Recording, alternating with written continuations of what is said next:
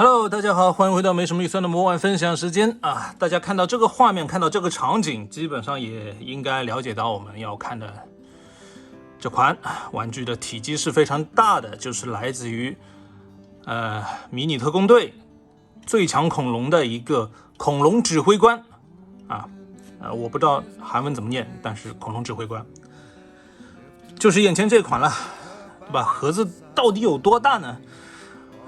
视频里我现在是用广角在拍，大家可能没有什么太直观的明确的感觉。那我报一下尺寸吧。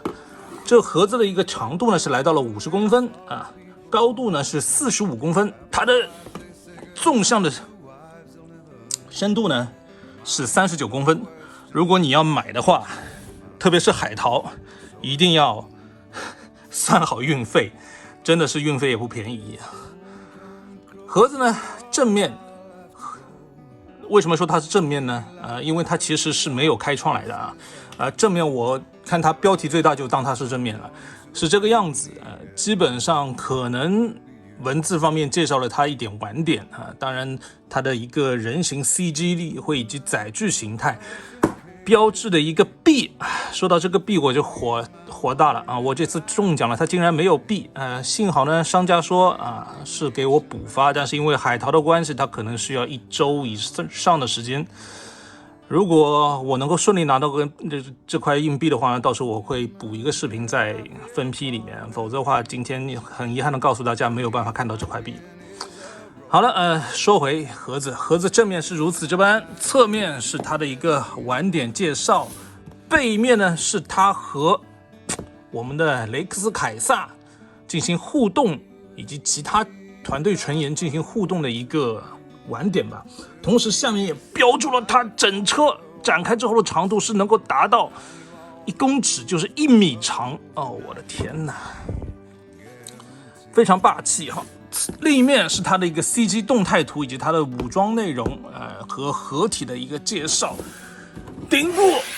它的一个大 pose 图照片来的，它完全没有这么好的手可动。底部是版权信息。盒子呢基本上就是这样，重量我就没办法告诉大家了，因为我家里没有可以称这玩意儿的一个秤也不想再折腾了。我们废话不多说了，就来看玩具的一个本体吧。首先呢是会有这样一份说明书在盒子里面，非常大的开本，里面呢全彩印刷，洋洋洒洒呢列出了它的玩法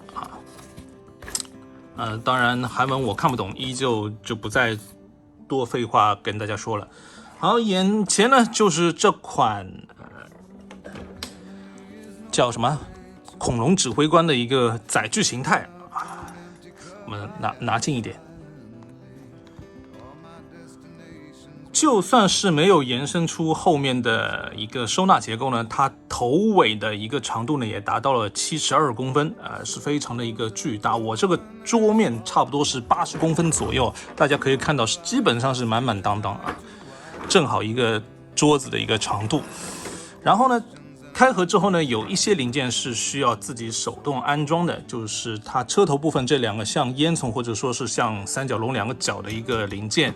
武器需要安装，它车厢上这个后部这个机械爪呢也是需要安装的，这个有点难安装它是需要一点塑料韧性怼进去的，大家安装的时候注意一点。整个载具形态呢基本上就是这样，但是就像我之前说的，它的体积非常之巨大，整辆车给大家展示呢可能不太方便，我们到时候分车头和车厢来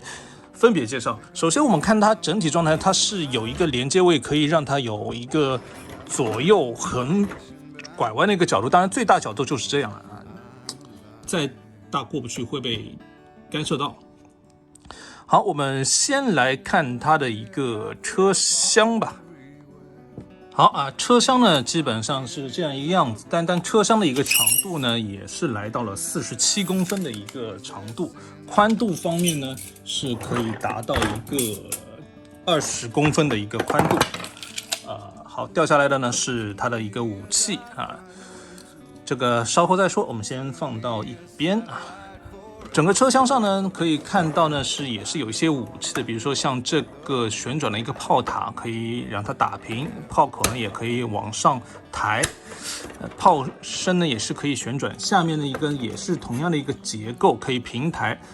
打开之后呢，是一个导弹发射器，也是可以旋转。另外一边呢，也是同样的一个配置，车前呢是一个像车顶台这个车顶台呢是可以翻折的，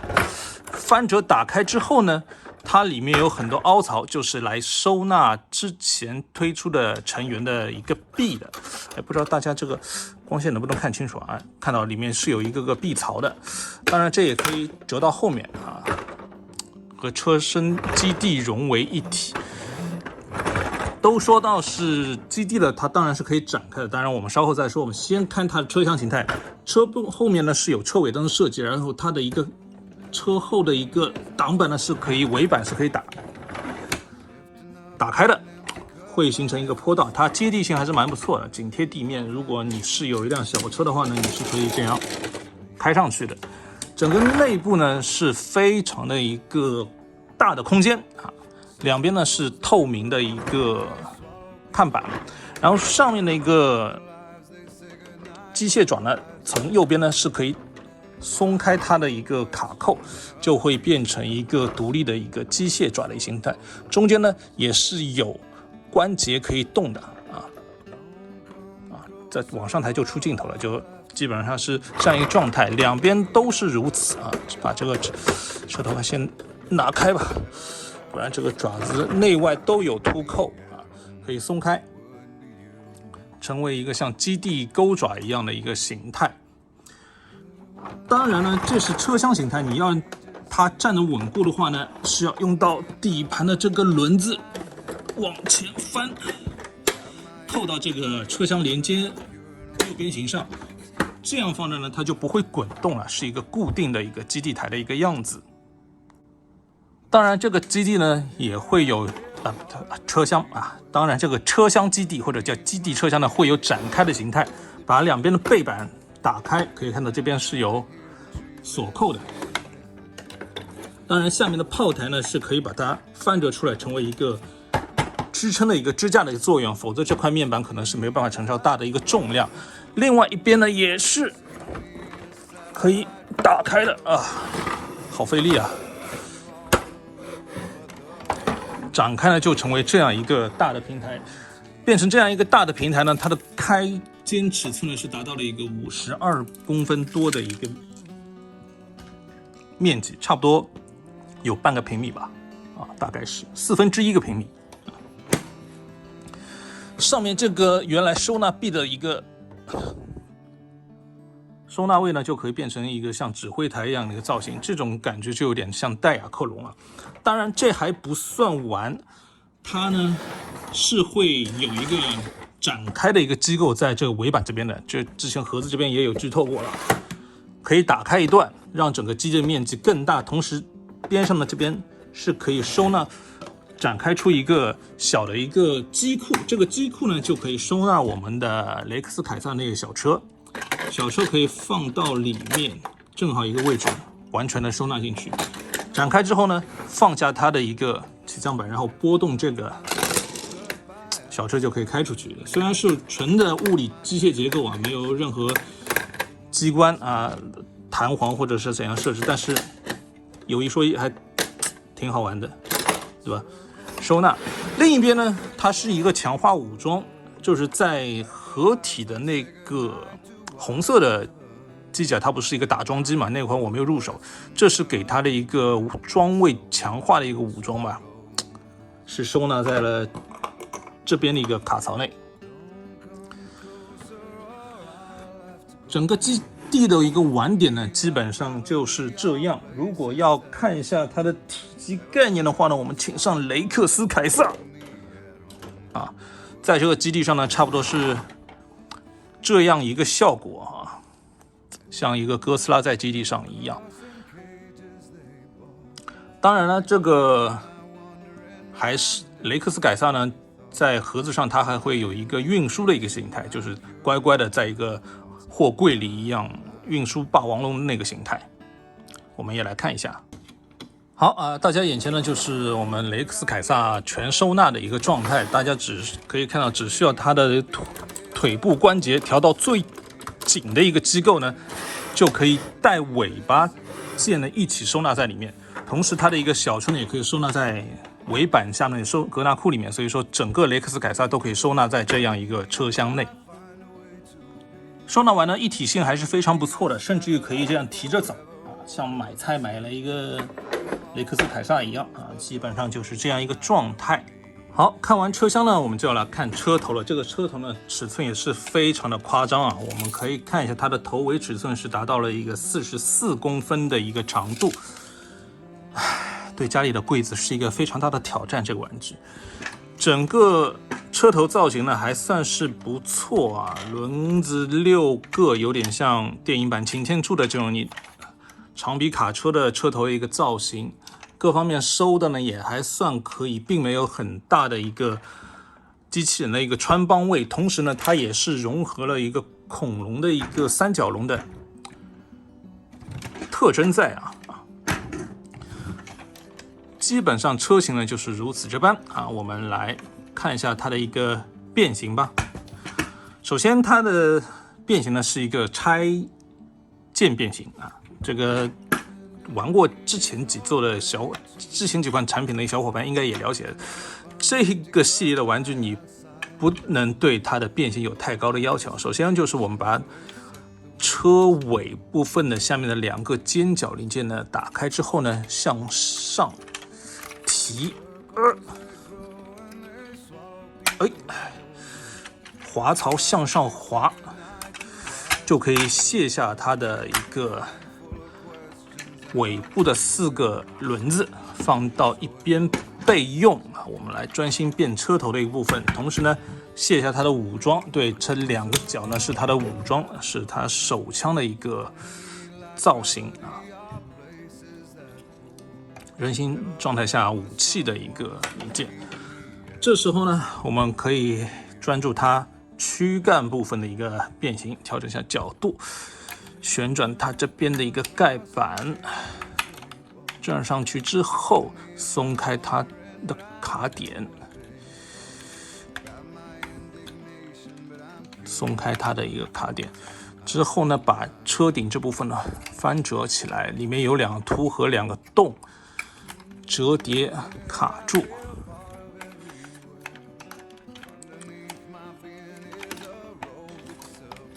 基本上按压到位就可以。然后呢，明显看到头部这边已经在外面了，我们把肩膀部分像雷克斯凯撒一样的一个结构呢往外翻，翻到一定角度之后呢，我们先把小臂这块的一个零件拉开之后，旋转合并，再拉伸出来，盖到它躯干部分，这样它呢手臂一个呢就完成，另一边也是一样画葫芦把小臂甲旋转，造型合并，拉出手臂，结合到它躯干部分，腾开一定的位置下半身的变形呢也是非常的直觉。首先我们要把它的这边的关节进行打开，可以看到前面就是胯部零件，再转之后呢，把车驾驶舱这块的位置呢缩到它小腿内部去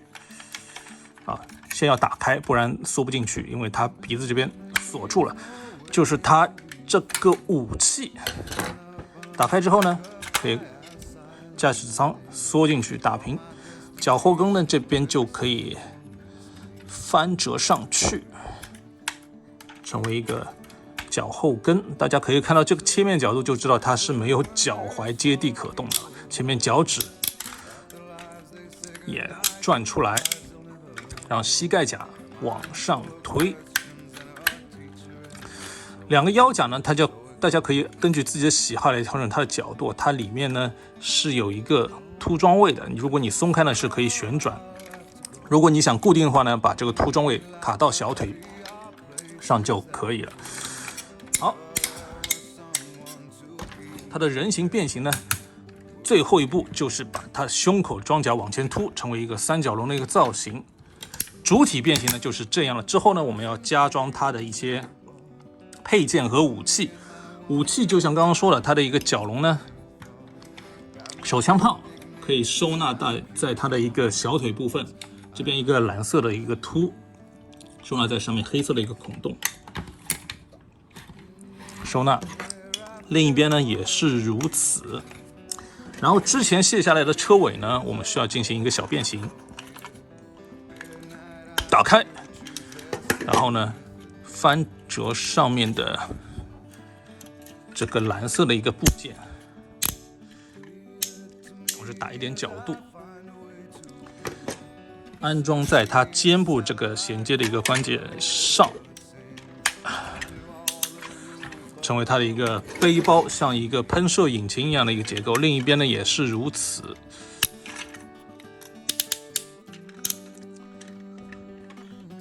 往外摆一点角度，插到它肩膀上的一个接口。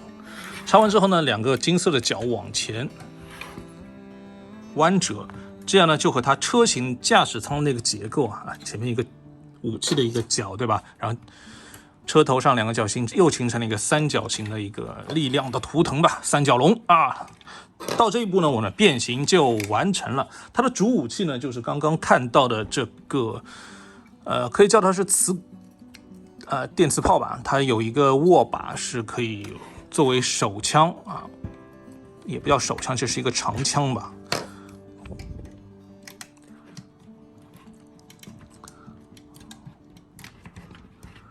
射击武器进行握持。当然呢，它也是可以和我们的这个近战武器进行一个组合。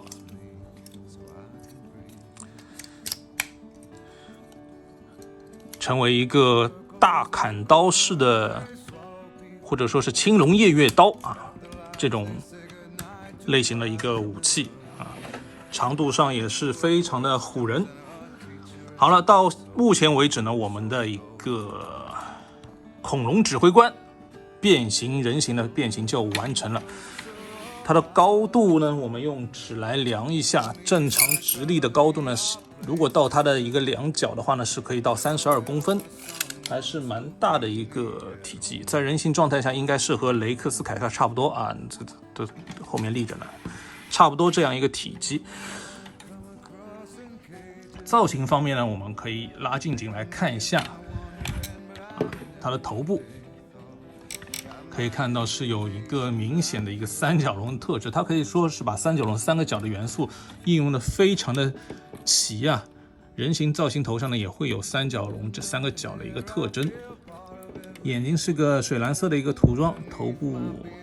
是一个口罩脸，金色的下巴非常的漂亮。肩膀部分呢，就是这个系列以延续下来的一个图腾一样的造型啊。下半身显得非常厚重，从侧面看的话呢，它的小腿就非常的粗大啊。当然，武器呢也是它小腿的一部分。背后是有两个大大的一个背包状态的一个零件啊，四个轮子，非常的一个霸气。造型呢基本上就这样。我们来看一下它的可动。首先头部可动，抬头、低头、左摇右摆，360度旋转呢是没有问题，但是呢是会和它的零件呢要注意避让啊，否则的话呢，它金色下巴会被挂掉漆的话呢，就不好看了。手臂360度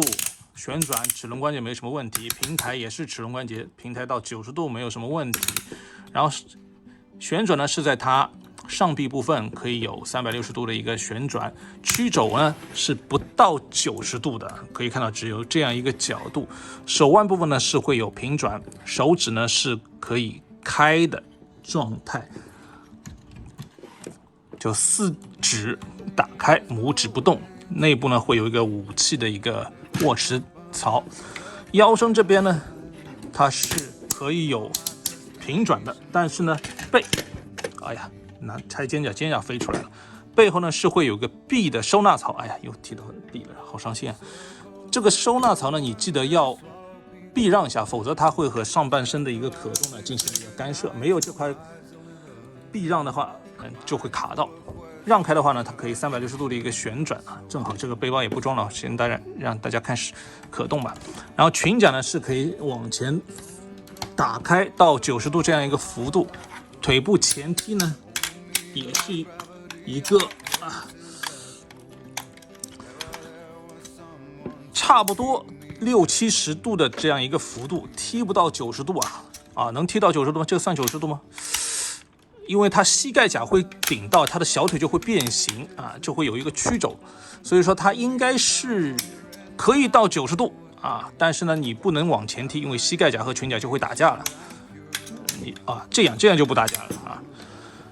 前踢正常的一个90度，然后屈膝呢，它两段关节通通用上之后呢，也可以到一个90度，但是大腿和小腿基本上就是合在一块儿，成了一坨了，没什么美观的一个分数然后后踢呢，成功又把一个背包给踢了下来因为背包这么大个零件只有这么2个小接口呢，我是觉得有一点点捉急的。后踢也可以到90度，侧踢部分因为裙甲的关系呢，就稍稍有点限制，差不多40度的一个样子。脚踝部分呢是没有接地的，刚刚已经提过了，但是它脚尖呢是可以有可动变形需要不变形的话，它可以稍稍往下打一格的一个齿距。可动呢，基本上就是这样一个样子。好，作为最强恐龙的一员呢，它当然也是和其他成员是可以合体的。首先呢，我们把刚刚的2个背包拿到手里之后呢，进行一个简单的一个变形，成为这样一个造型。这是左脚，另一边呢也是一样画弧度的进行一个变形，卡扣卡住这个尖角提上来之后呢，分别是装载在它的一个脚底的这个插槽内，成为它的一个增高鞋。另一边呢也是如此这般，对准孔位之后呢，进行安插，就成为它的一个增高的加长腿长的一个形态。然后呢，手臂部分我们要进行一个收纳。手臂部分变形呢，首先呢也是要和雷克斯凯撒一样，把它转到背后，同时呢它小臂旋转收纳把它收纳成短的之后呢，这边一个凸和腰间的孔洞呢，要在同一个位置上，就是对一个位置，并不是两者有什么安插。然后2个手臂呢都是这样一个关系，相互2个左右手臂呢，通过中间这个卡槽关节呢进行一个锁定到它背面。到这个部分大家都应该很熟悉了，就是把它的一个关节探出来，和雷克斯凯撒一样转出它的一个连接装位。哎呀，好紧！之后呢，我们就可以取出之前的我们的老朋友，进行一个安插。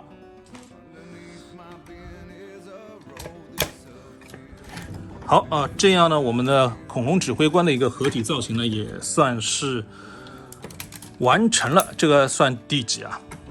第3，应该算第3吧。可以看到加长了腿部增高之后呢，以及换上这2个组合手臂之后呢，比例上还是蛮协调的，并没有什么手太长脚太长的这样问题。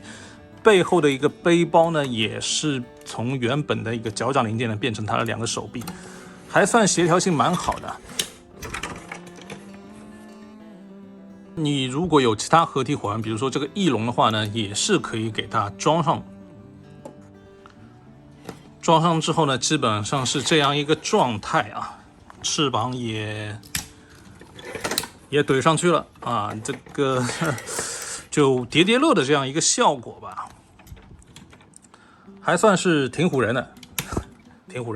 实话实说。这么大体积的一个家伙站在面前，哪个敌人不怕，对吧？基本上呢就是这样一个效果啊，大家看个大概就可以了。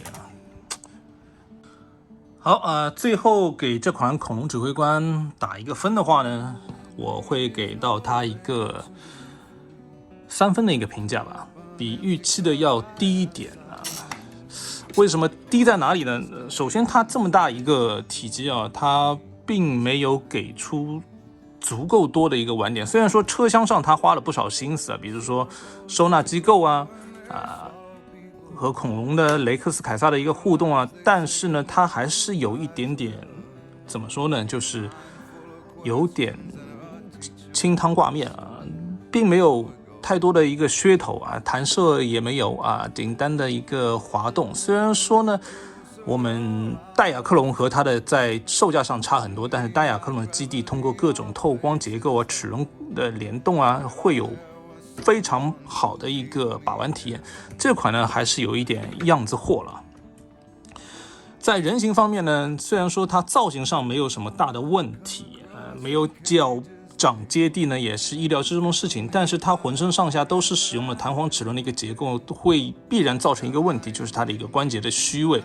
当它上身需要合体很多部件或者说是背负背包的时候呢，大家可以看到它的一个齿轮虚位的一个问题就会在，它会往一边倒。如果你合体的背包比较重，它会慢慢的往后仰。